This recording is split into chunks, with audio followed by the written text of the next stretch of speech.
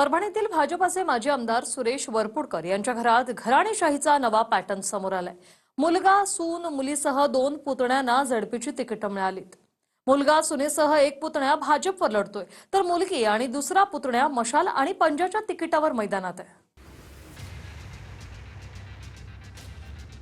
भाजप नेते घराणेशाहीवर कितीही बोलत असले तरी प्रत्यक्षात मात्र भाजपमध्ये सुद्धा मोठ्या प्रमाणात घराणेशाही वाढल्याचं अनेकदा समोर आलं।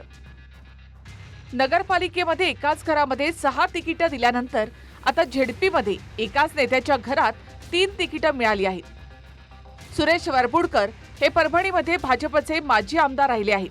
त्यांच्या पत्नी या आधी महापौर आणि सध्या महापालिकेमध्ये नगरसेवक आहेत। यंदाच्या झेडपीमध्ये मुलगा, सून आणि एका पुतण्याला भाजपनं तिकीट दिले।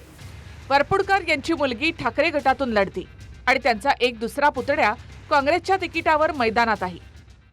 शोकांतिक आहे आमदार राहिलेला 3-3 वेळेस माणूस एका साध्या नगरपालिकेचा स्वीकृत सदस्य बी होतो म्हणल्यावर आता काय राहिलं काय?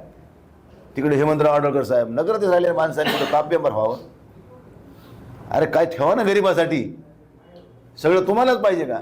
एवढे कसे हाव तुमची मला भागण्यात आलं, मला कळत ना। भारतीय जनता पार्टी पारंपरिक कुटुंबातल्या माणसाला कधी मोठं करीत नाही, ज्याच्यामध्ये गट्स आहेत त्यांना संधी देण्याचं काम करीत असते। भारतीय जनता पार्टी नक्कीच सर्वसामान्य बी निष्ठावान बी कार्यकर्त्याला आम्ही जिल्हा परिषद पंचायत समितीला उभं केलेले आहे।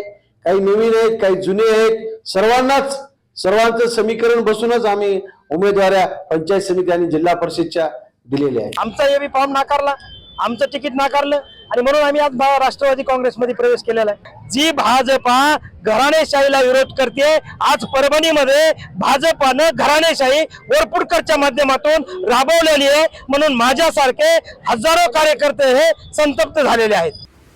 गजानन देशमुख, TV9 मराठी, परभणी।